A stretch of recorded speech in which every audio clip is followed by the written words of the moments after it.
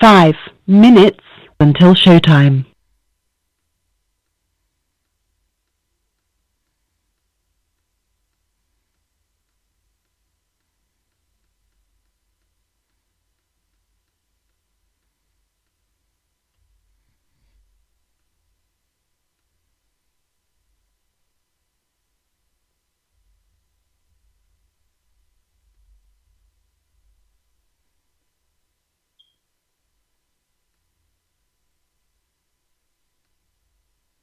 What up? What up? What up?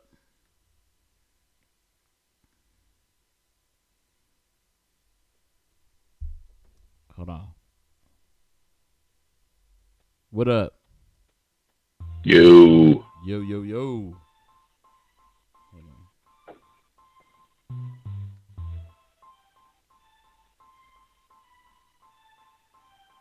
on.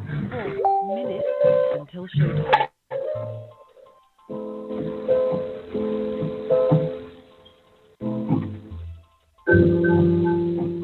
What is that?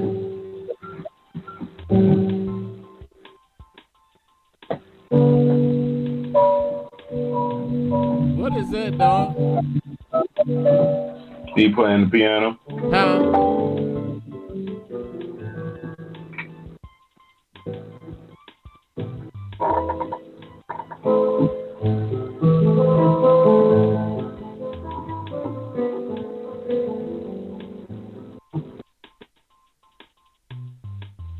see something.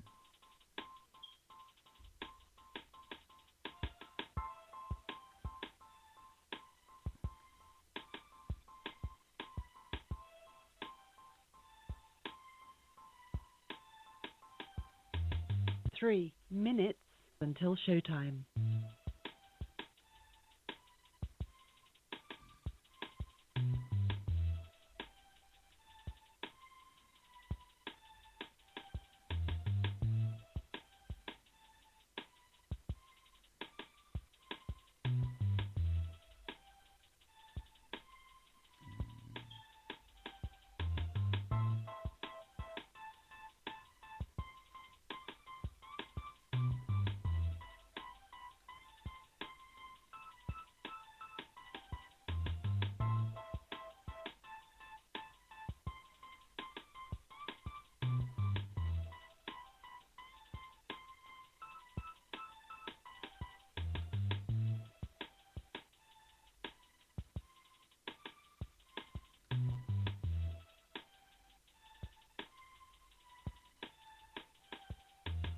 Two minutes until showtime.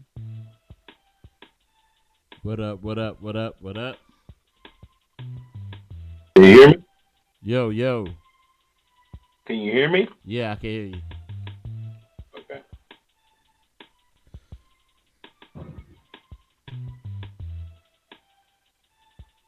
Make sure y'all share this post. Share it, please, please, please. Let's spread the love. Spread the love.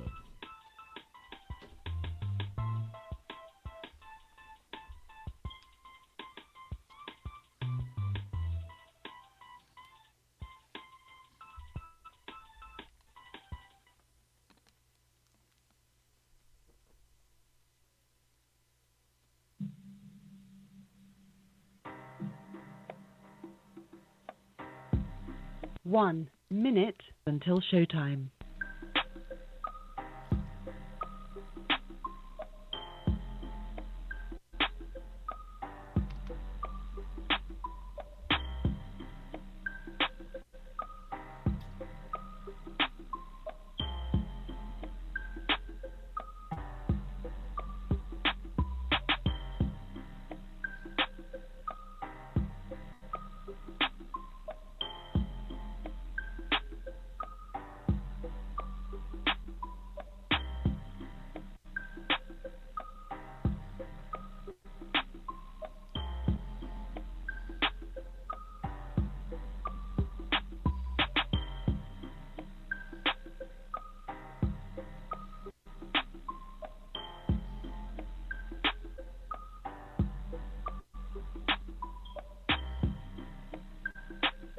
Your show will go live in 5 seconds. 4, 3, 2, 1. Blog Talk Radio.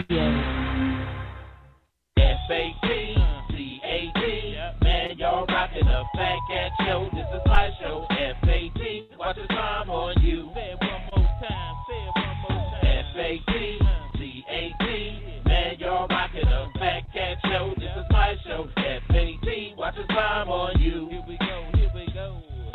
No matter what you say, I'ma spit it how I spit it so you niggas can forget it. Everybody is a critic. I walk in the dark with my chronicles Riddick, with my game up the bar, so your girl'll let me hit it. Damn, man, my show's simply marvelous. You can stop the hating and debating, you can't argue this.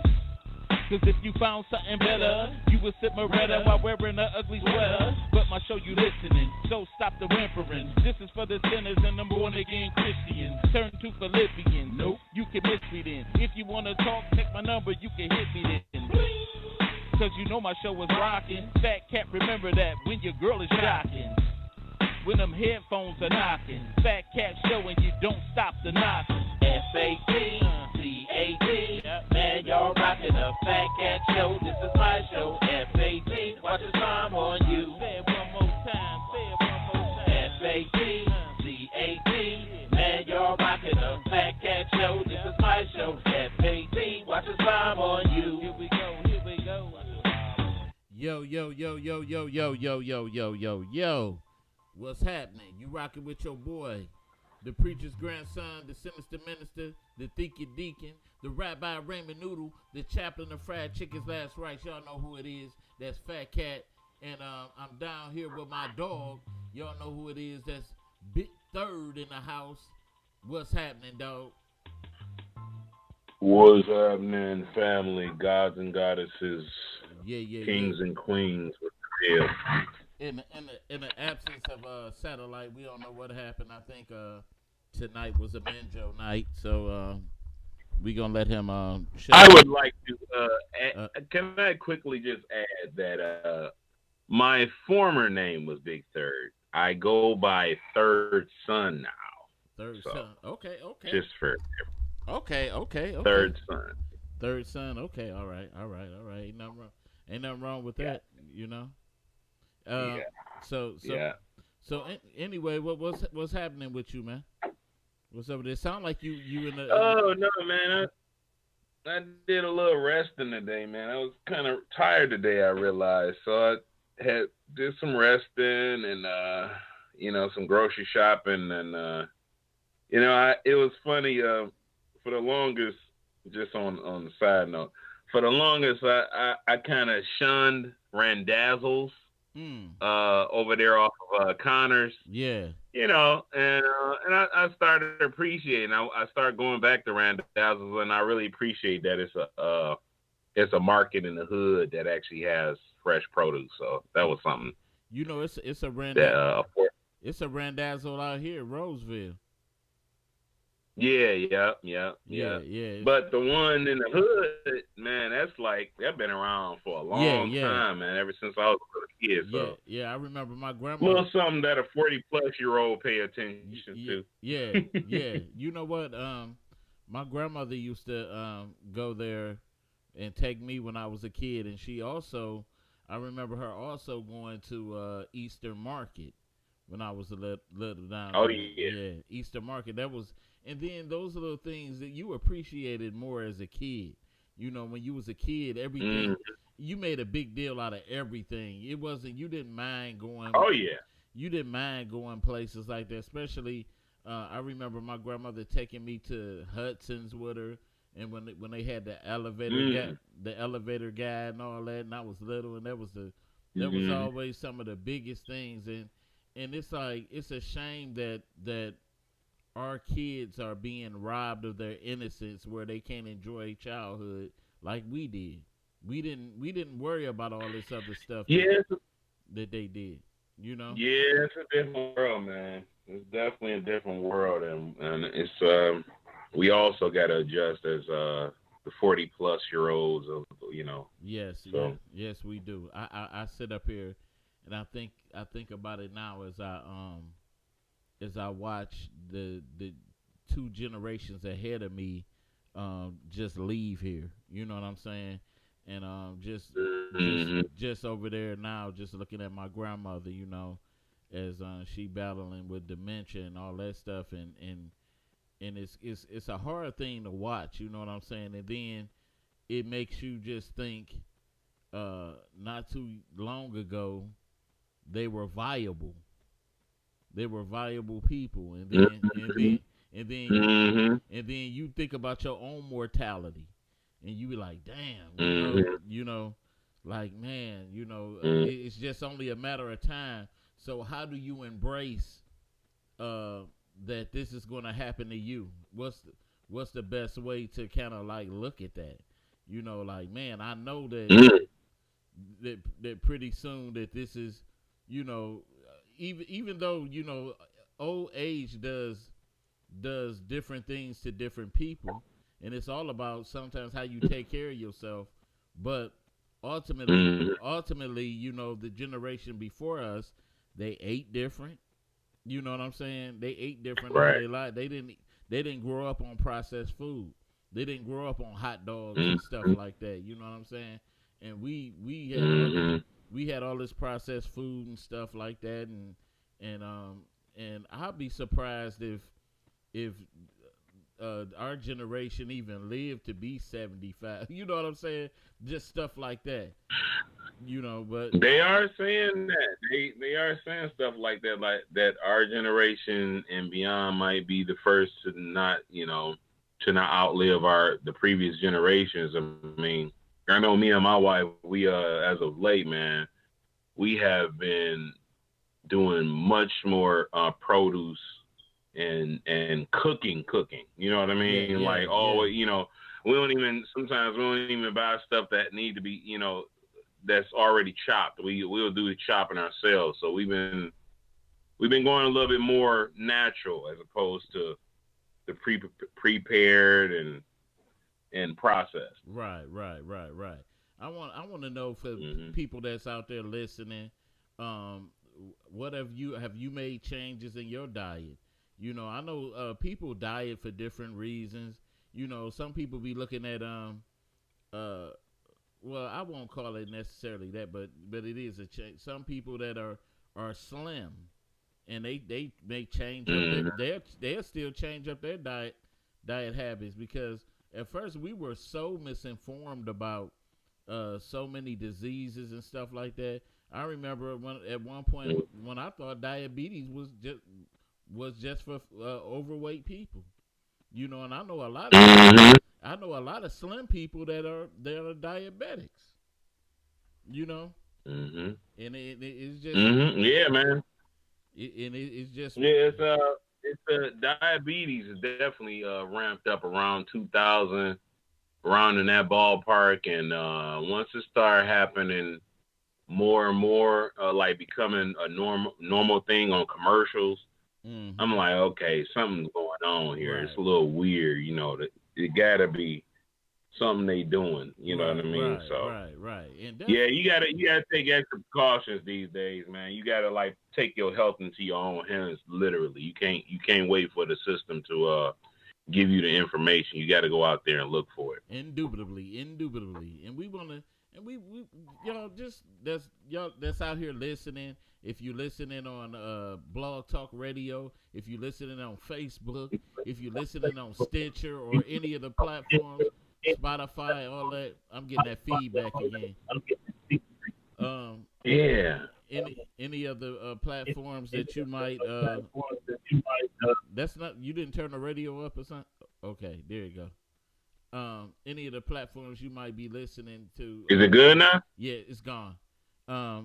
You could feel free to comment or just call the show, and y'all know that number is 646-564-9728. Press 1 if you want to comment. I want to hear from new people, you know, and also share the show. We have a good time. We talk about things that kind of like baffle people, and we talk about funny little things, and mostly the show would be wrapped around like relationship type questions for those that are new, you know, to watching the Fat Cat Show. And I want to thank everybody for taking time to listen in to us today. And also, when the way we start the show all the time is that I want to give the birthday shout outs to those with birthdays today. We want to say happy birthday, and definitely all the time, great day, time for those that's living. Amen. And yes. and we want to give our condolences to those that may have lost people, because it's grief and loss is a tough thing. And as we was stating before in the show, just watching the generations before us leave, and sometimes I thought I'd never get to this point where I say, it's harder watching my grandmother fade like that. You know what I'm saying? But I'm thankful for her being here. Still, I'm thankful for her being here. God kept keeping her. Like today when I went in to her, and the way my grandmother looked at me, it let me know that she didn't even recognize who I was. You know what I'm saying? And that was the real hurt part about it. I was like, man, Grandma. She was like, she told me something like, "Get away from me" or something. And I was like, wow. I was like, wow, Grandma, but she looked at me like, who are you? And that was just that's hurtful. You know what I'm saying? But I know. Yeah, that's hurtful, man. You know what I'm saying? So that's heavy. Definitely, man. We gotta definitely keep each other in prayer, because I saw my great auntie, which is my grandmother's sister, go through the same thing with dementia, and I seen my great grandmother, which is my grandmother's mother, go through the same thing. And then they said that even science is showing that dementia is linked to like the aluminum foil we using in our foods. You know what I'm saying? It's showing a lot of things like that. That's why me and my wife, we even broke from using aluminum foil to wrap things up. We just put it in our Tupperwares now. I don't. That's great, man. You know what I'm saying? But it's just, That's great. Yeah. I don't even. I'm not even trusting the microwaves and all of that stuff, man. It's just like you said. The earth is just paying us back for what what we've been doing to it for over the years and years. So yeah, man. Yeah, it's the small steps, man. Little things like that, taking little steps, and we went as far as like I said about the deodorant. Deodorant has aluminum in it, and so and we found out that lime actually is a great deodorant. If you cut a slice of lime. Wow. And rub it into your arms. Yeah, it actually changes the pH of the sweat that comes out of your body, and it doesn't last 24 hours. I think if you do it long enough, it actually does last a little bit longer, but there is like a little learning curve with it for your body, I guess. So, right. But yeah, try that out for anybody out there listening. Right. So it's always good to learn certain things, and so. But anyway, I want to move to our first topic of today, and I was just thinking about this because I saw a little bit of this today, and that's cold sores. Wow. It said the topic is kiss and tell. Do you trust your lips with everybody? And the thing that I remember working at Greektown, man, and I saw a lot of my coworkers, man. It just seemed like when them cold sores flared, boy, they was in full effect. And I was like, really? Yes, dude. Dang. Like on the How High, when Method Man told my man, that shit on your lip got some shit on his lip. And you like, man, what the hell? Oh, man. What the hell is, and I was like, with that being said, there go that thing again. With that being said, it's like, you know, do you look at? I know we married, but just say if you were single, do you look at? Do you because I love to kiss my wife. Even, you know, I always was a romantic. I found that is one of the most romantic things to do, but I was I was always careful with when I was single who I did that with, because I was scared of them things. You know, I was scared of cold. So, right. But I want to know, for anybody out there, do you approach kissing in a different way when you know now you got all these diseases? Especially, I know cold sores are just, you know, just the small stuff of, you got hepatitis. You got, you know, do you approach kissing differently? What do you know? And I know I've heard a couple people from like our kids' generation, or you know, to say that they basically they would rather they have sex before they kiss. Yeah. You know, like sex, like kissing is actually the last step. So I mean, you know. Yeah, they're it's weird, man. They're rather exchange fluids sexually, right, than kissing. A lot of people, because you heard, I've heard that, and you hear people say the mouth is some people will go, the mouth is the most poisonous part of the body, you know, and you just hear them say that. Wait a minute, what is this? These folks out here eating groceries, they do everything. Yeah, they do. Yeah, they do. Yeah, they do. You gotta, you know, because I remember back then. I mean, when, like, I think it started in the love era, the 60s, 70s, and you know, 80s and stuff. I remember when I got old enough to drink, or even when we in our heyday, you know, when we used to just. We buy 40 and pass it to our homies, and we would take sip out the same. Oh yeah. But now, and then you got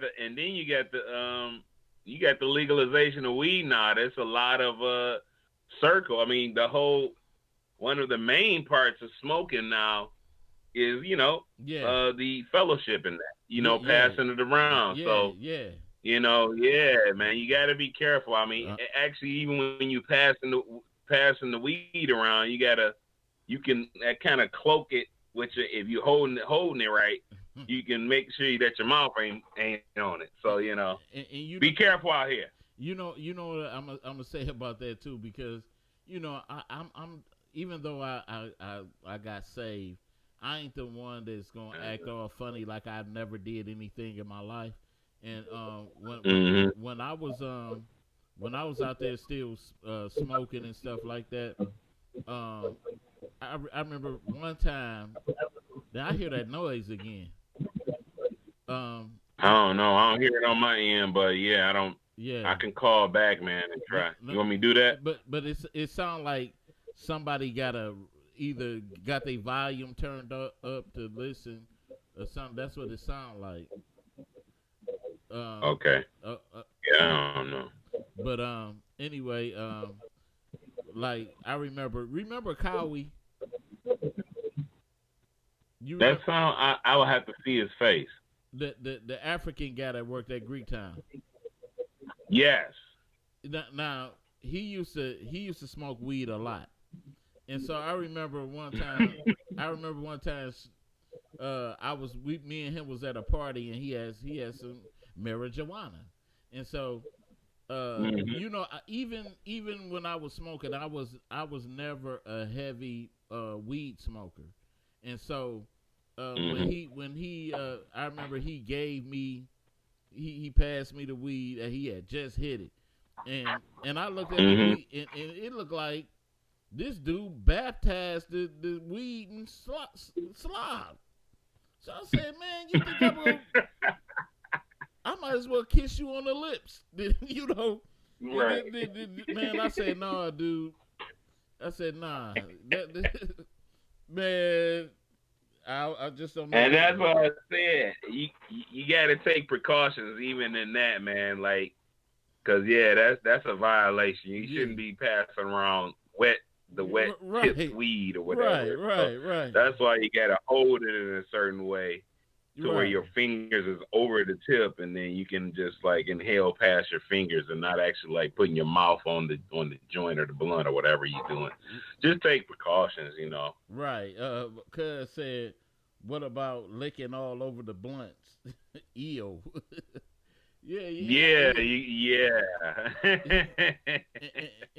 Yeah, some brothers, man, they be straight up giving head to the mother. I'm like, damn. Right. I don't like how that look, man. That's looking a little weird over there. You can just... But you know, that's why I'm glad. I really, like I said, I was never really a smoker. That wasn't your thing. That wasn't my thing. But drinking, I didn't start until I was 38, bro. 38 was the first time I smoked any marijuana. You know, because we've been knowing each other for about what? Since 2000. Yeah, almost 20 years. 20 years. 20 years. Right? And then wow. I could speak for that at the beginning because I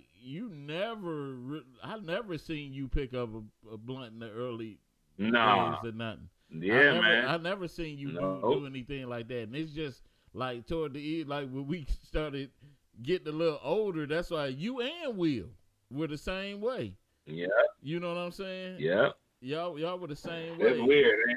Yeah. And cause I just remember I remember one time, cause like I say, even when I tried to like get off into it, cause I was so mystified of why people were so into marijuana. Yeah. I was so mystified because I remember back in the early when I really started getting into it, the earlier years, it was like 95, like 90, right about that time. And my brother, man, he was big on GAN, you know. He was big. He was big on. That was a big name back then, and yeah. I still have yet to smoke some of that. But I know that's probably sacrilege for the average smoker. Yeah. And he was big on GAN, and I remember, by me not being experienced really in dealing with it, I was going to people. You know, I didn't really know that you can't get your stuff from everybody.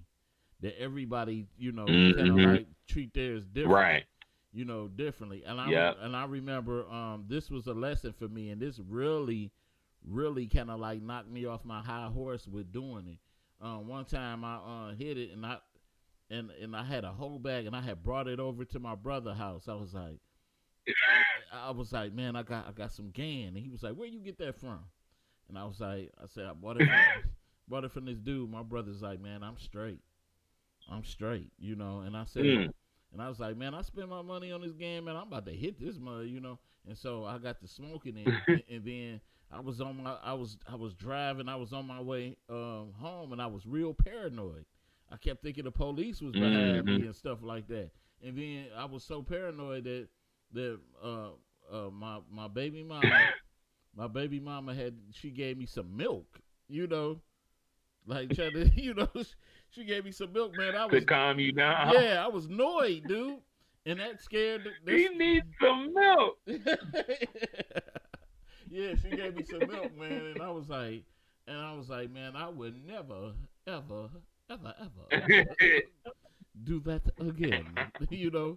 So I think my second time hitting it, man, me and my wife, we were coming back from Mexican town, and and we had completely, you know, when you coming from Southwest, coming back into the city or whatever, it's 75 or not 75, but the bridge is right there. I had made the wrong turn trying to get to 75, and I ended up turning down down to the bridge, and once you go through there, you got to go through. Right. You can't turn around or whatever. So we pull up in the what you call it? The what's the little thing right there? Not customs. The thing before you go across the bridge or whatever. Man, I bumped into somebody's truck, man. I was so high, I was blowed out. See?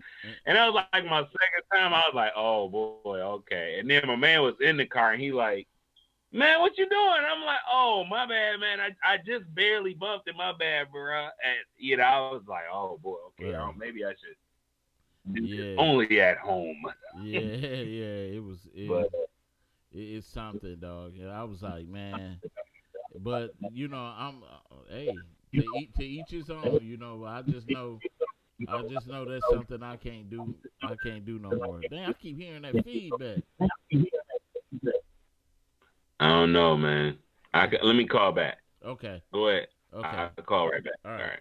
But anyway, for those that still listening, if you want to comment on any of these topics that we're talking on, that number is 646-564-9728. You got to press 1 if you want to comment. Because if you can, call the show. I ain't heard from you in a while, And I want to say what's up for those listening on Spotify and those listening on Deezer and iHeartRadio also, y'all. We branching out. And make sure you subscribe to the Fat Cat Show Network on YouTube, y'all. Show the love. Still looking for more subscribers. But anyway, back to hello? Hello? Yes. Okay, there you go. How's that sound? Yeah, that sound good. But anyway, all right. Anyway, back to what we were discussing a little bit. Well, no, you know what? I ain't gonna go back to the lip thing because, like I said, I just always been careful about the lips anyway. I can't no see doubt. Because I mean that mud was flying around Greektown. The lip bumps and all that stuff was flying around Greektown. Like man, wasn't nothing. And I had no idea. We got to talk about that. Yeah, I gotta tell you a couple of people, off air that I seen. But anyway, our next topic for today, should a bad mother or father be honored on Mother's or Father's Day? Do they still have the right to be honored on Mother's and Father's? You know how most parents, they'll be like, but I had you. I brought you in this world. I could have aborted you. You know how some how you will hear some parents say that, and true enough, you could have did the wrong thing and a bold thing and just got rid of me and all that stuff. But do that give you the right when you wasn't a good parent to just to like throw it in my face and use it as an excuse because you wasn't the best parent you could be? You know what I mean? Mm-hmm. So, I don't know, man. I'm not with honoring anybody that is, you know what I mean. Mm-hmm. I can't do it. You know what I'm saying? It's a lot of toxic parents out here. I mean, you got parents who kill their kids. Right. You know what I mean? You got parents who severely abuse their kids. So, I mean, how, are we just going to get caught up in a man-made holiday? Right. You know what I'm saying? Right. So, right. You honor those who, I mean, if they had kids, they just so happened to have sex and more likely they didn't plan. So, thank you for having me, but I mean, I didn't ask to be here at the same time. So, you know what? There's that. I honor my mother and father who definitely were in my life for sure. Right. They Cuz said they get no credit. And I say this. Right. And I always bring this I ain't up. mad at it. I always bring this up too, with the relationship with my father. Like I said, we've been knowing each other for 20 years, and you really, until recently never really heard me mention my father. You know what I'm saying? And it just came across the past 6 to 7 years where me and my father have gotten close, and that's because, you know, with my grandparents on that side, when they started passing away, and then me and my father got close, and my daughter was, you know, and really started with my daughter when she asked me, who was your daddy? And then I thought about it, and and I was like, dog, you know, with my dad having 8 siblings, you know, 8 other siblings, I said, man, they need to know their family. And, you know, of course, that's when I found out, you know, me and Sean was related, and you know what I'm saying? And right. And I found out a lot of things, you know, it was just happening and stuff. So, and that side of the family was so huge, but the thing that I could respect out of it all, because I had issues at first calling my father dad, you know, because I never me and his relationship wasn't like that.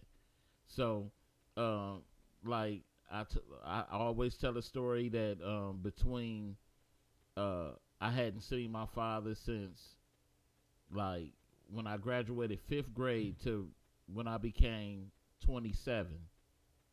All that time was missing. You know, all that time was missing between us. And and so we now our bond is so strong.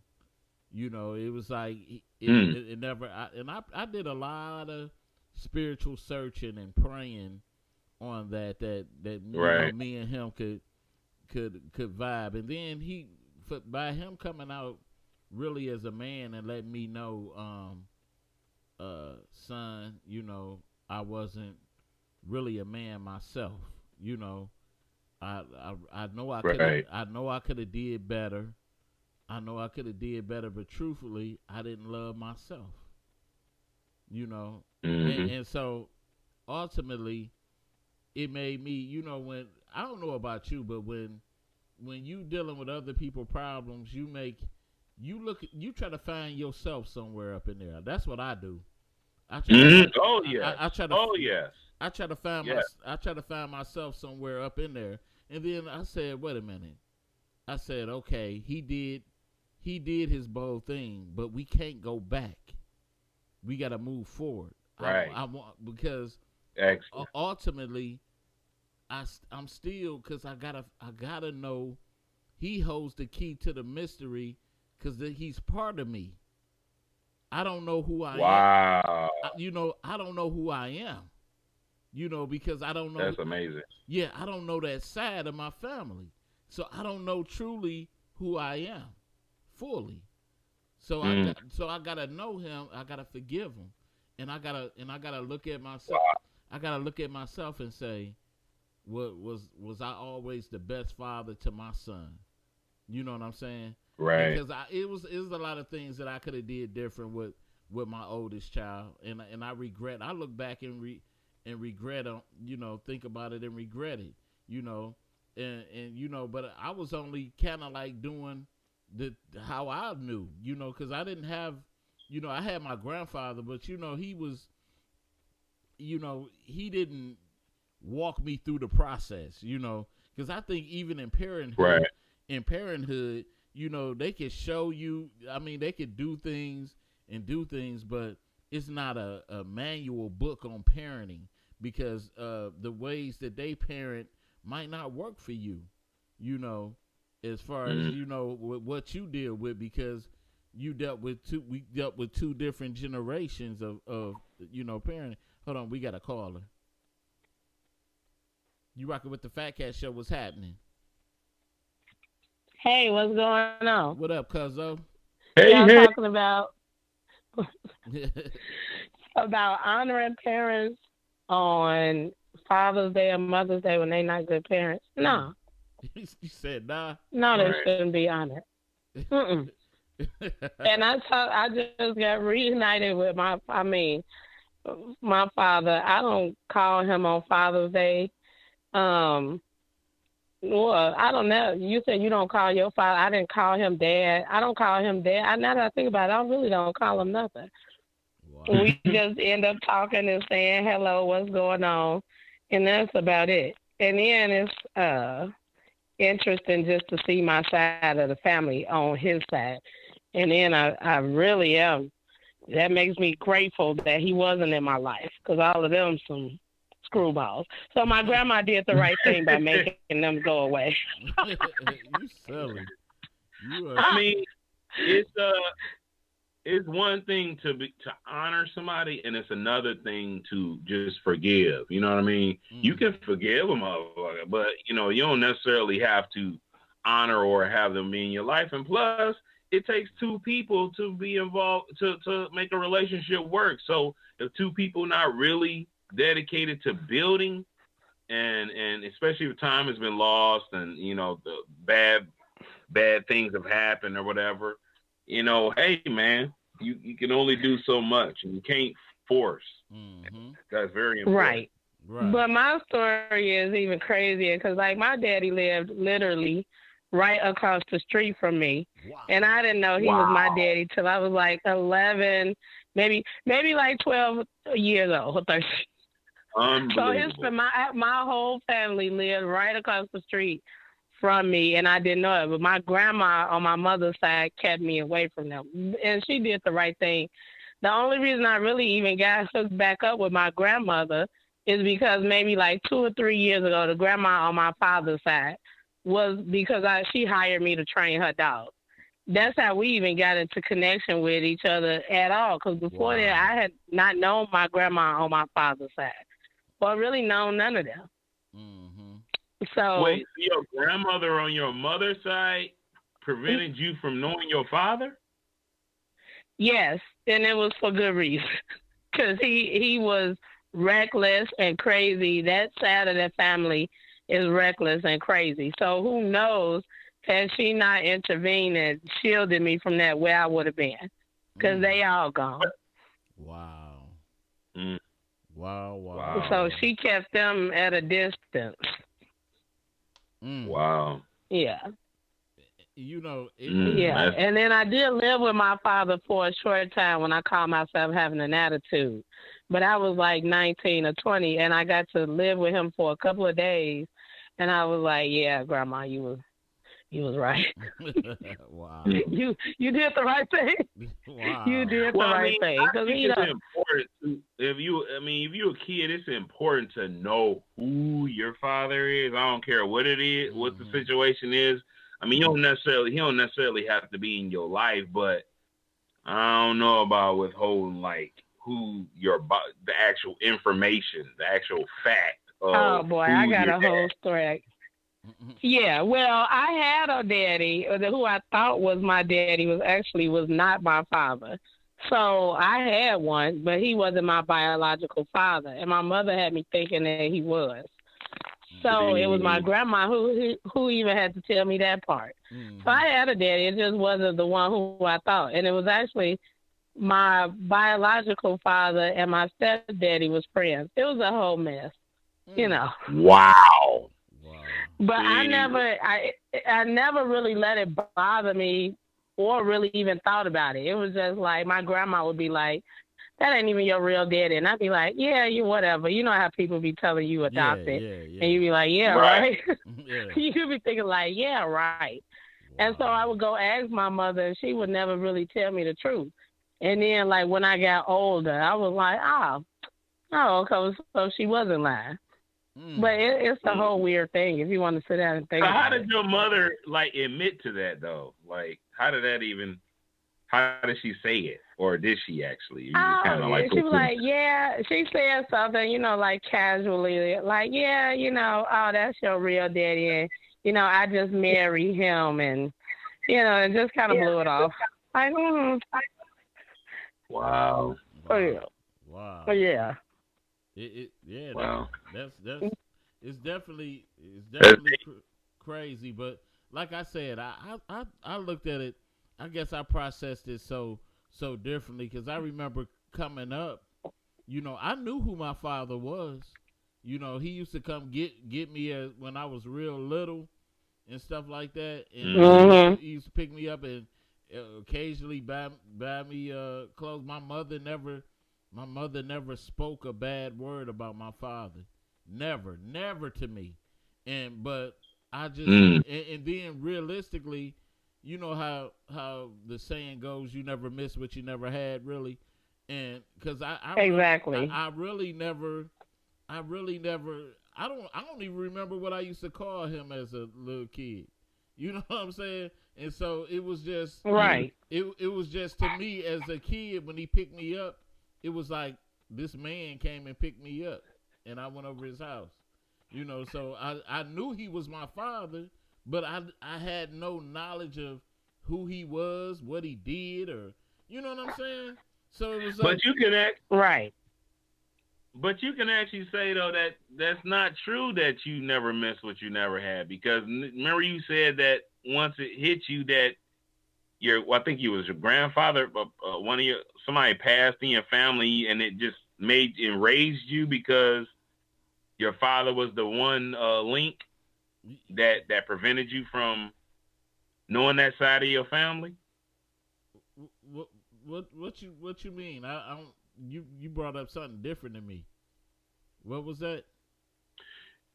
You said that you initially said that you never, the saying goes that you never miss what you never had, but that's not really true though, based on what you were saying, how your father, prevented you from knowing the whole side of your family. What I'm saying was, like, mentally it was like I never knew him. I just knew that he used to come pick me up. He never was like, my dad was sort of like a recluse, which he is still kind of. I'm getting a lot of feedback. He's still like a recluse. So when he picks, even now, he won't let you too much into. You ask him like, Dad, what have you ever had diabetes or something like that? My dad be, you got diabetes or cancer or something like that, or how was your health? I'm good. I'm, blah blah blah blah blah. You know what I'm saying? That's how he is. And, you know what I'm saying? That's how he sounds. You know, my dad. You know, no. My dad is 71 years old. And so the other day I dropped by his house. Matter of fact, yesterday, me and my wife went over there. And my dad, he was like, son, you know how old people do. You still gotta, instead of paying bills over the phone, they gotta go to the place. And he was like, son, you don't know the yeah. And so he was like, and so my dad pays his bills at the grocery store around by him, that. And so I went to take him to the door. He was like, "Don't take me to no door. Drop me. Just park right here and I'll walk. I ain't no old man." I said, "Dad, you're 71 years old. You're 71 years old." But me and my dad, I'm gonna tell you, I regret. The only thing that I regret is that, like, I didn't, because I remember he used to want to pick me up a lot, but by me not knowing him that well, I didn't always want to go over his house. You know what I'm saying? It was like a stranger, because going with him would mean that I'm taking away from what I know. I wasn't comfortable with him like that, and so my mother would be like, "Your dad said, do you want to come over?" I'd be like, "Nope." You know what I'm saying? But it wasn't like he. Right. But you know how most fathers would have been like, "I'm coming to get you anyway," or just trying to know. But he didn't force the relationship on me, and that's what I had to get in my head. Because to be real with you, the first time I got emotional about my father not being here was graduation. When I graduated high school, because I sent him some invitations, and I looked up and I expected him to come, and I looked up in the audience and I didn't see him, and that hurt. It was real. It was the first hurt because other than that, I didn't think about him. But then when I looked up in the stands and I saw my grandfather, that helped me out big time, because my grandfather, my grandfather didn't go to nobody else's graduation but mine. So it was crazy. You know what I'm saying? And that was my grandfather kind of made up the balance, or the stuff that I was. Yeah, that's how it was with me. Yeah. Took up the slack. Yeah, he took it up. By me living with my grandfather and my grandma and my mama and aunt, it was just like my grandma and my father was like my grandfather, and my grandma was like my mother and father. So I really never missed the difference. Yeah, right. Mm-hmm. So it's something, but it made me realize just how people knock men, but we're men. A good man is important in the development of a child. He's really, really important. Like, and I just see some of the things now when I talk to my oldest son, and I was like, and I tell my son, and I don't be trying to brag on myself, but I say this to him. He'll do something. I said, man, I wish I had my father at the time of my my development to be able to coach me through things and say certain things to me to knock some good sense in my head. But I know that I was lacking that, so I'm trying to give that to you. Let me be like let you be a Jedi and me be Master Yoda. And just because I didn't have I didn't have that. You know what I'm saying? So I be trying to pass that on to my son, like son, I've been there, done that. You know what I'm saying? I've been there, done that. So it's nothing. That's nothing new. You know what I'm saying? I love my kids. I tell my kids this all the time. Even my youngest kids, I'm like, I want to see you do. I truly want to see you do better than me. And some of them bad parents, they don't want their kids to do better than them. They hate on their kids. I tell my kids, it's impossible for you to be better than me, but you can try. No, I want you to keep trying, and that's gonna make you a damn good person one day. You so silly. You so silly. My mother used to tell me that I would make it just to spite her. Yeah. I'm like, okay, I don't know if that's a compliment or what, but okay, all right. Yeah. It's a trip, but like I said, what I would say, because I look at it and I think the only time, I think 2 years, going 2 years straight now, I have called my father on Father's Day, and I said, Dad, thank you. I said, Dad, thank you. He said, for what? And I said, for giving me life. I said, just giving me life. You know what I'm saying? I said, you really don't even realize. I know that you wasn't there when I was younger, but you here now, and that's important to me. That's real important. That's real important to me. And you, like, even when I'm not like it seemed like he know the right times to call when I'm like going through wrestling with something, and my dad he'll call me and he'd be like, son, what's wrong? And I'd be like, Dad, and I still, I'm still humble towards him with his advice. It's just like, even though he recognized that I'm a man, I'm still humble to his advice. Like, and he'll school me. He'll be like, son, this is how you should do this and this and that. And I'll be like, okay, cool. But at first, I was so mad and upset at him. I was like, you can't tell me how to do no child. You can't tell me how to raise no child. You know what I'm saying? But now I pretty much now appreciate everything that he does. So he been my biggest supporter of opening the church back up. You know, my dad, like every paycheck, my dad tears me off some money towards the church. Every time, every month. And I'll be like, you know, and he more than just money, but it's just showing that he supports. Right. You know, that he supports. He like, son, come. Hey, man, it means a lot. Yeah, it means a lot, man. When people that's supposed to be in your life actually do support you on some level. Yeah, so definitely, I want to get into our main topic of today, and this is a pretty good one. I hope some people call in. The topic of today is revenge necessary to feel whole again. Revenge, a dirty word to some, a way of life for others. For some people, revenge is very necessary.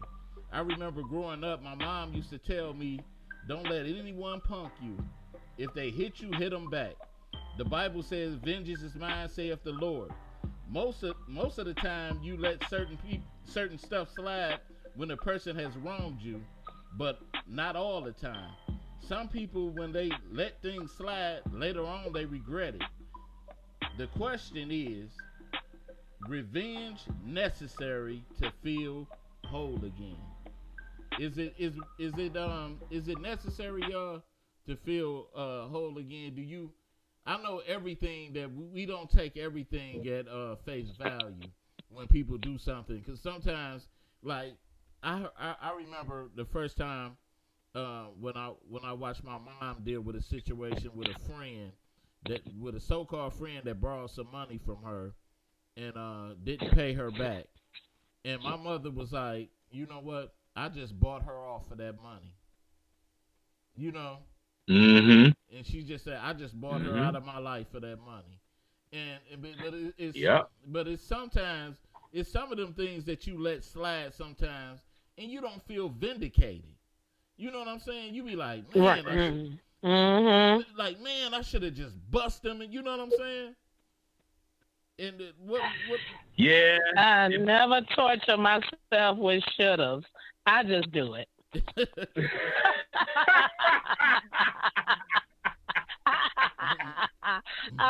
If I gotta sit there and torture myself with a should've, like I should, then I'll just go back and revisit it, because I just can't go to sleep with somebody being on my mind like that.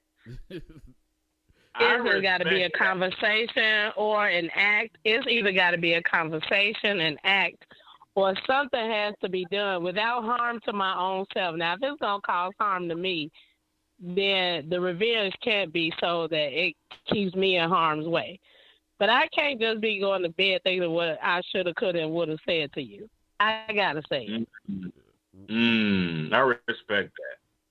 I do respect that. I mean, even though... the best revenge to somebody is always letting them see you progress and move past them or whatever, leaving them, just ignoring them, letting them shrivel up and go away. But is it really? I mean, because what if they don't? What if they don't even know? Because let me not put a blanket statement, because every situation can be. I mean, like somebody's stiffy for 10 racks or something. You know what I mean? That could be something else, we all know what that looked like, but right. I mean, in most cases, we usually talk about some petty something, and I mean, you know what I mean. You, like Mom said, if that's what it took, if I had to buy you, if I had to lose a couple dollars in order to find out who you really are, hey. You saved my future. So, I don't know. I can't. I can't let it go. I just can't. People. I mean, I done went all the way to the EEOC because I just couldn't let it go. Especially because I don't bother people. So if I'm not bothering you, and you go out of your way to do something to me, it's on. if we were friends and you go out your way to just be blatant and do something, I gotta get you back. It's gonna either be through. I'm going through court now. It's just you can't just do stuff to people and get away. And I think that's why people like that survive, because somebody always either giving it to God, and me and God gonna team up on this one, bro. Because we gonna get you. She like, I'm gonna be the one to give you this lesson. You know. Yeah. And I could speak on a situation with me that happened, and it was a person that was dating somebody close, a family member to me, and this guy got real rah-rah with me, and I remember he got so rah-rah that I wanted to piece him up so bad. I wanted to beat him up so bad. I swear to God. I mean, I don't know if you ever went through a situation where a person made you so mad that when you got by yourself, you were so mad you shedded a tear. And I was I was so angry that I shedded a tear, and I was like, "Ooh, I should have just bust them in their mouth," you know. And I'm gonna tell you this. I thought about that all that day, and then about a couple of months later, the same thing happened, and this time I released a fury on him, and it felt like vindication. It was like, ooh, woo. Wait, with the same person? Yes, same person. Oh well, yeah. They keep it going. Then it's time to. Of course, that's perfect timing. Yeah. See, defending yourself is one thing. You know, that sounds like defending yourself in whatever capacity that was. So no, it wasn't. Defending yourself is one thing. Revenge, a little different. But listen. It wasn't like a defense. It was a defense because the thing is, if I would have took the righteous way, I wouldn't have. I irked him to do what he did. I irked him to do it this time because you were so mad. Because I was like, I wish you would, you know. So when I went over there with the sole intent to whoop some ass. I went over there with the sole intent. Intent. So because I remember what you did a couple of months ago. So now. Right. I'm gonna irk you because I want to really see what you about. And so when I when I let them hands go on them, I felt better. I was like, wow, you know. And I was sitting up there. Yeah. I was sitting up there shadow boxing. You know what I'm saying? And so. Right. but it felt good. But sometimes, but you know what? Then I'm gonna say this because I beat the person so bad that even a part of me, you know how you got the they said that the angel and the devil on your shoulder, you like, man, you did whoop his ass, but did you have to do him like that? You know what I'm saying? And I was like, man, the angel would have been like, you had to do it. That rage can eat you up, man. I know about that, so that's why I try my best, man. Like she said, I try not to be the one to bring problems to people and all that. You know, I don't mess with people like that. Yeah. So I understand. I get it. Trust me. I just know how far I can go and how and I won't let go. You know what I mean? So that's why it'll eat me up so much that I've learned that I just gotta release it. Right. And I've seen people get there in the amazing I've seen people straight up get it all the way to the point of getting killed or something. Mm-hmm. And it's just like a certain death you can give them. It don't always have to be physical. Like, to me, the easiest thing for me to do is slap you. You know, slapping you is you get over that. But when I get in you, I'm going to get in your spirit and your soul. You're going to have to unwind yourself from me. Wow. Yeah, and slapping you is easy. I can easily slap you. I'm gonna if you do something to me, I'm gonna make sure you remember me. Wow. Right. And it's gonna be legal too. It's gonna be just. But if once I decide to pick up on you, I'm gonna pick up on you by any means necessary. That's why I try to decide, is this person worth my time and energy? Because I'm gonna devote some time to you. Right. Right. And then I say, yes, they are. I respect it. What you say? I had this one horrific ordeal with this lady when I first started my business. She was supposed to be my, spiritual guide, my mentor, and she became my friend, got me in this business deal where I ended up letting go like over $15,000 over this building or whatever. And so I tried my best. I lit candles. I meditated. I walked around. And then she stopped answering my phone calls. And the next thing I know, I was in her mama's house. Going at it with her. Like, you a thief, you a this, and that. And her mama was like, oh, yeah, go ahead and get her. Damn. And then even that, I didn't feel like that was enough. So I ended up finding a way to take her to court and just suing her. Even though I probably wasn't going to win, it was just having it on paper for business purposes so that her name could forever be messed up. So she can't ever say she worked with me and it was me. I wanted to have it documented. So if anything ever happened, I had to take this woman to court, and then I ended up winning. So she ran off because she like a gypsy. She got 1,000 different addresses. But I felt vengeful. I feel like I got that. Like, I'm not going to waste any more money. I got my piece. I got it on paper that you forever owe me and that you lied and you fraudulent. So to me, that was peaceful. But at first, I tried to just let it go and be peaceful. My people wanted to put her on social media. And I'm like, let's find a different route. Or they was talking about, let's beat her up or put her dogs on you. I was like, I ain't about to beat up no 67-year-old woman. That's ridiculous in itself. But I had to I tried to be peaceful and let go and let God. But it was like, come on, God, let's team up. We need. You silly. And then I started feeling better. Right. Ironically about all this is that he got this picture of the voodoo doll.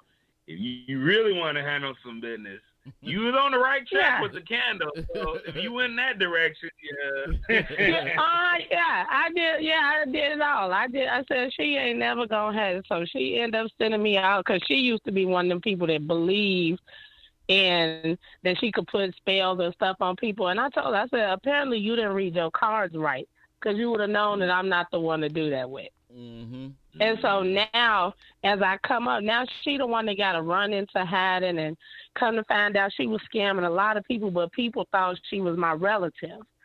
So she was doing a lot of little shiesty stuff, so they wouldn't tell me. But now, what's her punishment? She's 70-something years old, don't have her own house.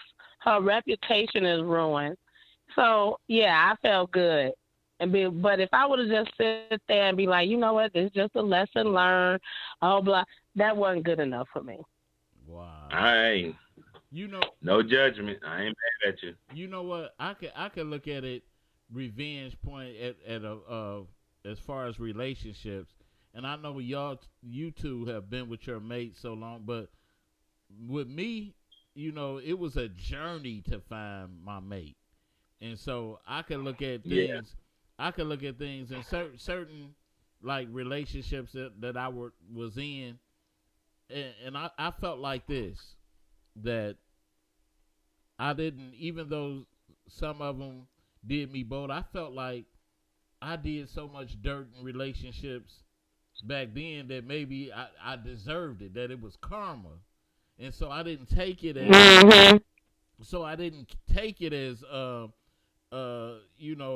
need to get revenge. I was like, this is my payment. This is my payment. This is just them creditors coming to collect. You know what I'm saying? So that's how I looked at it. So and then, but the thing that kind of got me was when I found when I found my wife, you know, I was still looking for them creditors. You know what I'm saying? And so it was kind of hard. It was still kind of hard. Like, are universes, you done with me? Like, am I good, universe? Am I? Yeah. And so because you know, Wallace, you've been around me with a couple of my relationships too. So you know, I wasn't always the squeaky clean guy. You know what I'm saying? With it, I just remember telling you, and I wonder, do you remember this? I remember telling you, what did I say? I said, bro, if you keep putting cheap bait on your hook, you gonna get a cheap fish. Remember that? Yeah. Yep. And then I think right after that, I think it wasn't too long after that you I found out you and wifey had was dating. Yeah, it was but you know what? And I looked at it because I was like, I never took, like, in the beginning, I never took relationships serious because I said this to Satellite. I said I always dated chicks that I knew that I really had no interest in. You know, I always dated that I really didn't want to build with them. You know, it was only a few that I could have saw. Well, why would you even date them? Huh?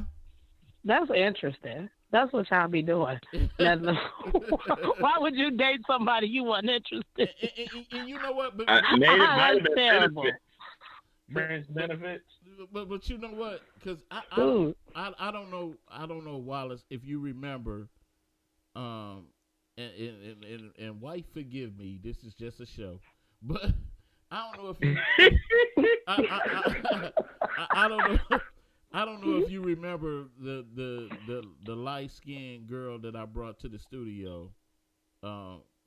You know, of course, way before I met my wife. Way long time ago.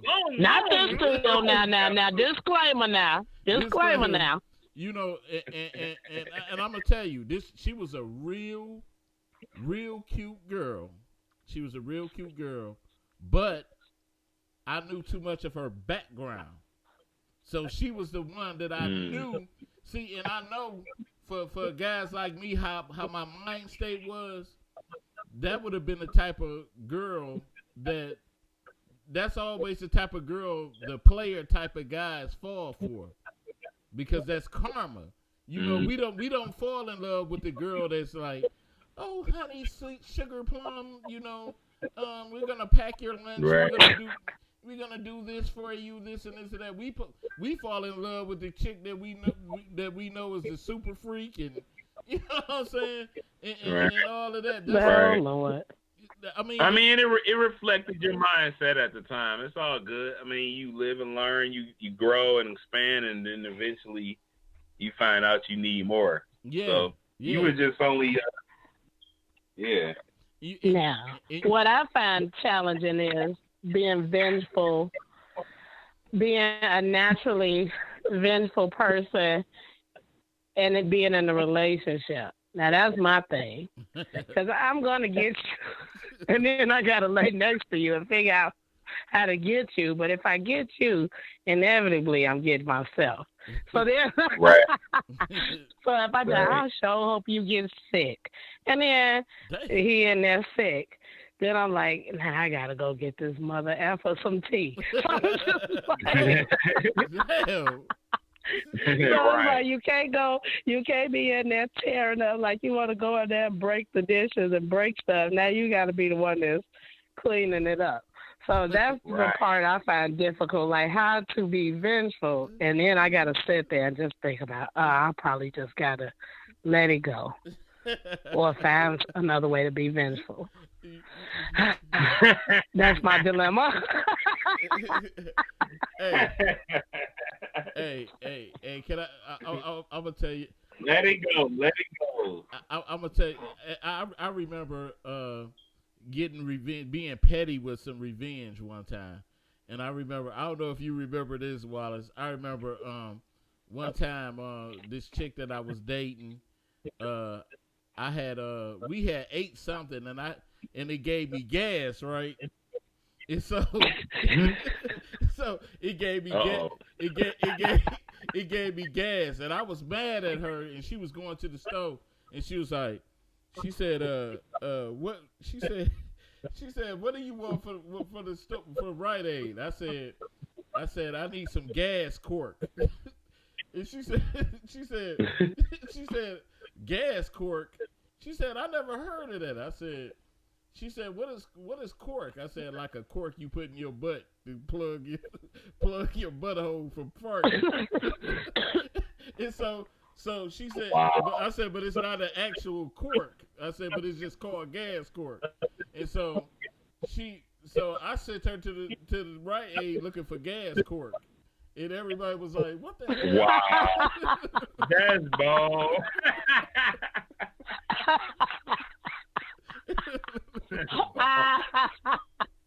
That's terrible. Poor child over there asking people all of that. Right. Man, it's like, yeah, that wasn't the right one for you because she should have known better. But it's crazy. But then it's times too, like where you, especially relationships where like you want to take that approach, like Wallace said. Success is the best revenge, and so I could look back on a lot of relationships that I was in, and I could say, you know, like, thank you for moving me on, thank you for advancing me, you know what I'm saying? Thank you for advancing me to get me to where I am now, you know. So I hear somebody. Yeah. Is that somebody? Okay. No, it's still going. I keep hearing somebody feedback. Yeah. No, I'm on the phone. Okay. So anybody? I know y'all got. Everybody else got some petty stories. Revenge. Yeah, and sometimes the thought of the revenge, of the plotting and the planning of it, and then I'd be like, you know what? That's just too evil. So this dude at my job, at my old job, now I've been knowing him forever. He actually knew my grandfather. So he got mad at me one time because I wouldn't open the door for him during his off day because he wanted to come in and steal. So he told me, I feel real bad. I called your house. Did somebody say something to you? I was like, no. This fool called my house thinking that it was my house, but it was my grandfather's number, and spoke to my grandfather thinking it was my husband, telling him that he was my man and was about to meet. And I said, Ruben, why would you do something like that? Like, you could have what if Rod was crazy and would have beat me up? So I was going, so yeah, I mean, that's how stupid he was. He was mad that he called my house. He was like, but says you okay? I just thought I wanted to tell you that because I was bogus for doing it. And I knew where Ruben's mama lived, and she was like an old lady. One day I was just going to go get a ball of hard ice from a ring and just like ring the doorbell and hit that woman as hard as I could in the face with a snowball. Damn. Just the thought of doing that to his mama made me so happy. And I was just like, I ain't even gonna do it. But I had my friend call him like he had an STD, like she was from the health clinic. Damn. So I just did that instead. Wow. I actually got a story. That was probably within the last 6 months. I think I had a subscription that was mistakenly you know how sometimes when you do auto pay or whatever. Yeah. Mm-hmm. Well, PlayStation had an auto pay.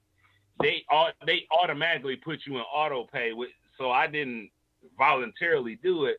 So I'm like, they took payment out, and I'm like, what the hell? So I go in there, I call them like, hey, I need this taken off, da da da, and they like, well, you should have known, da da da da, and I'm like, what's your name, sir? And he wouldn't reverse it. He wouldn't give me my money back. So I'm like, what's your name? Because you know this is pretty foul, or whatever. He wouldn't give me my money back. Man, when I was done with that phone call, I work in the spirit realm. I put his name on a piece of paper and put that mug. Oh yes. I put his name on a piece of paper and put it in an ice cube. Froze that boy up. That's a good one. See, I yeah. usually just burn stuff. Now, see, I do that stuff too, and it was just like maybe because I pray over him so hard, and I was trying to do something to my husband. Every time I looked at that piece of paper with his name on it, I could not. I could not find that. And he'd be like, "What you be back there doing?" I said nothing, but I was like, it must be meant for me to just leave him alone. I was like, and women really are powerful with that. So, yeah. I guess. You said it got gas. You silly as hell. You know what? I'm like, where's that piece of paper? You know, stop it. You know what? That's why you better, you gotta be careful on who you messing with out here, man. Because some people, hey. You don't want, it's one thing to get hit in the face, but when you dealing with spiritual warfare, that's yes. On your back, for sure. That's what that little thieving lady was doing, and I said, you can't play like you this spiritual person to get over and shyster people. And she would try to send me a gift card so I could spend it. I said, I know what that's about. That's trying to release yourself from being bound to me. And I'm like, no, as long as you owe me, you will never be successful. That's just the law. You can try to send me gift cards and all of that stuff. You can forget about it. You know what? I burned it all. They like, I'd have spent that. I said, no, I didn't. You know what? When we was at Greektown, it was an African guy that worked in the department with us. His name was Kamara. So we used to always tease him. And one time, we used to talk about him, and he was a goofy guy himself too. But one time he turned to Reed Shine, and he was like, "You keep messing with me." He talked real African. You keep messing with me, I put a spell on you, make you boo boo on yourself. Hey man. Yeah. Yeah. Yeah. So I started thinking more like I gotta think twice before I just go actively doing stuff to people. Because I remember this dude at my job said, "Why everybody that mess with you always end up sick or dead?" I was like, I said, I was like, I don't know. I don't be doing this. I said, but, What you say? No. Hey man, some people are protected like that. I mean, you don't know. And I was like, I said, but I go out of my way not to mess with people. I said, I don't. I go on, I laugh, I dance, I giggle. You my friend, we cool. I said, but some people just like to do stuff to people. Like they be good. It's like a little glimmer of kindness in them, but they always had that battle between just being shysty. Like they don't feel like they deserve it, so they got to mess it up somehow. And I used to just be surrounded by people like that until I just started, thinking that I could fix them, or they wouldn't do me like that, or it's other people they did that to. And then it's like, nah, I got to let somebody else save them, because. Right. And I'm like, I can't. And they like, you just got a curiosity for that. And I was like, that's because I just always came into this world knowing I was always protected. So I don't be worried about it, about what's going to happen. Or so I said, because I know I'm protected, maybe I just needed to learn these lessons to learn how to stay away from people like that. Like, you just ain't going to be able to save people. Some people just like that. So, But when you do stuff to me, I just can't let it go. And I just, I ain't. Even if it's got a cast, sometimes I got to cast a spell on myself to just be like, don't let myself go too far, because it's going to harm you. That's why I never did criminal stuff, because I would probably be notorious just doing stuff and calculating and planning.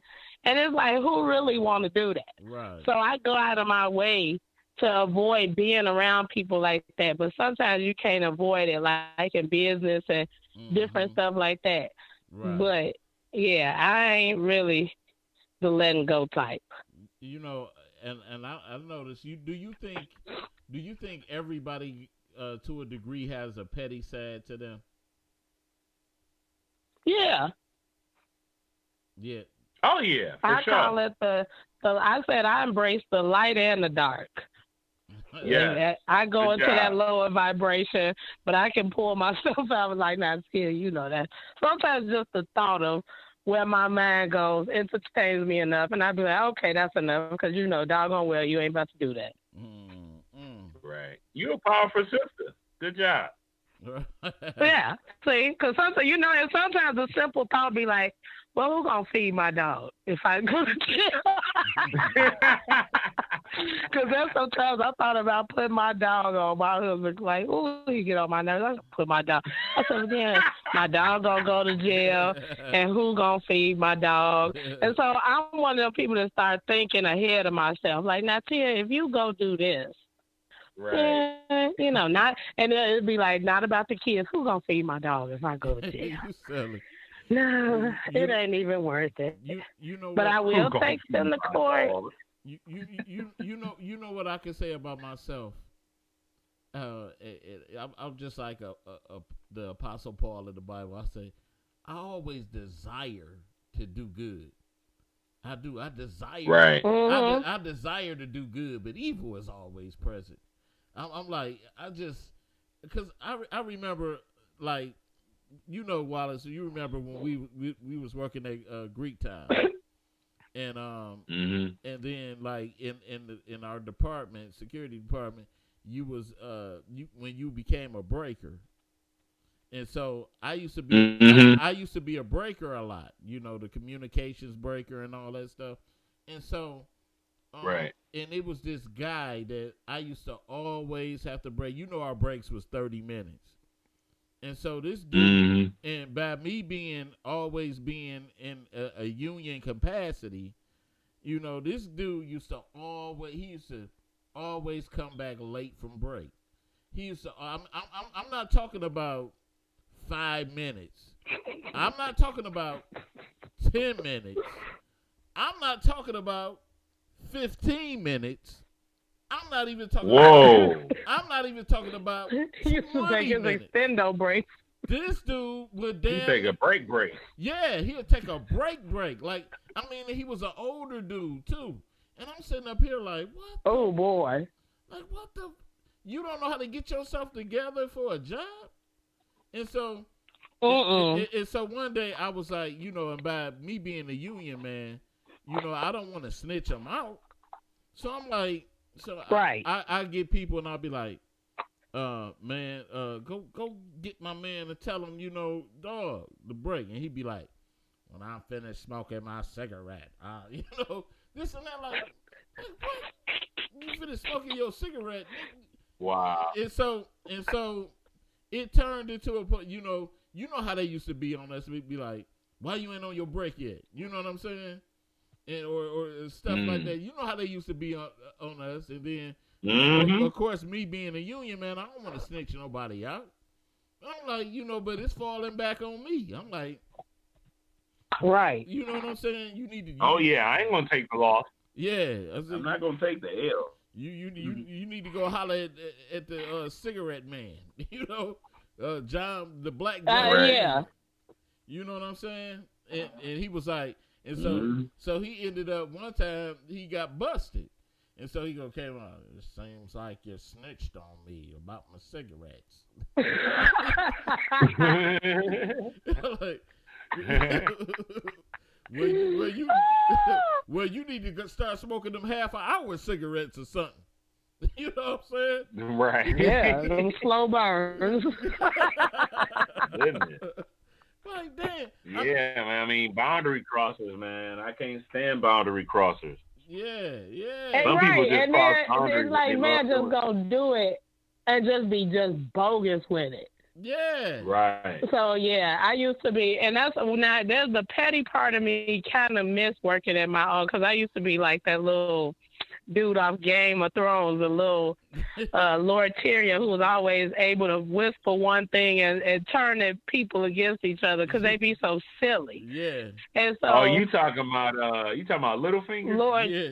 No, not yeah. I had a little bit of him too, but Lord Tyrant was the little Tyrion, and that's how it was. It was like the Game of Thrones in there because you could easily manipulate them, but they was just some of the worst people ever. Like I never met people, grown adult people, who would come to work just to tell you for 30 minutes what they ain't gonna do. Wow. And so it just been so. They would make me in charge of certain areas. Only it was a crazy place. Because one minute you be in charge, tomorrow you be entry level.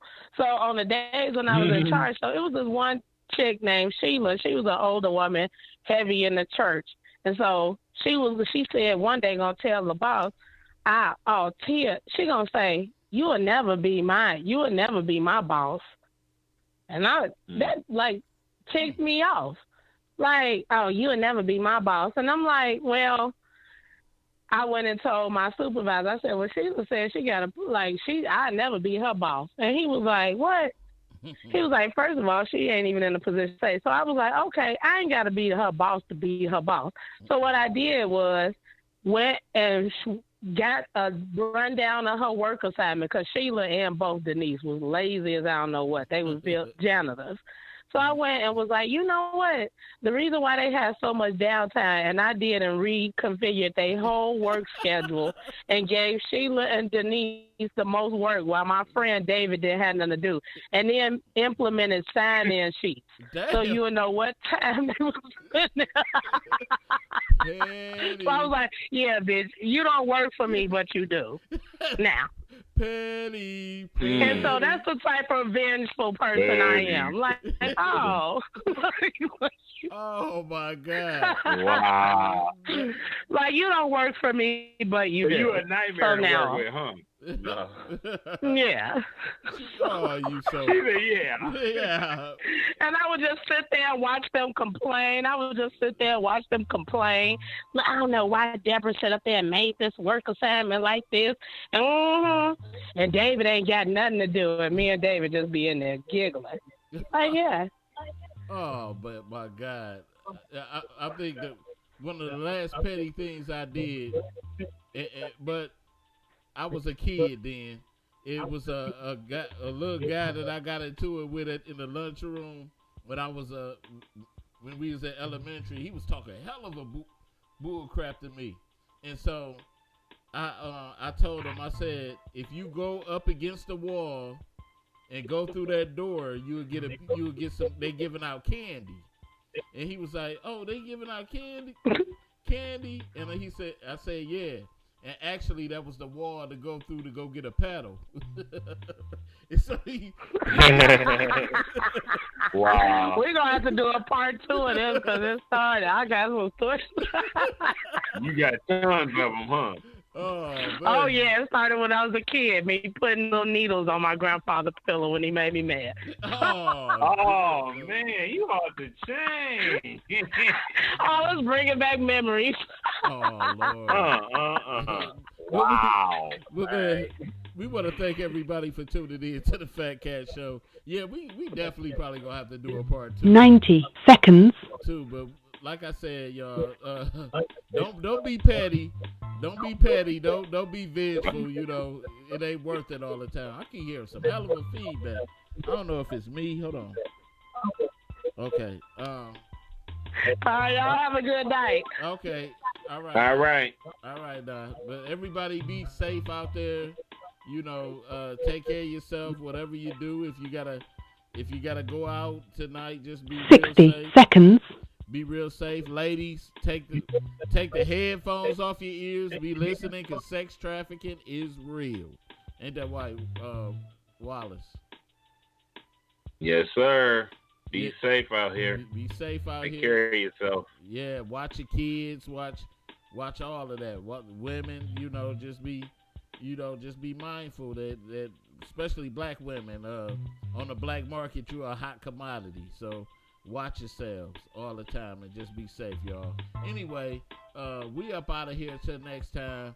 Peace. Peace.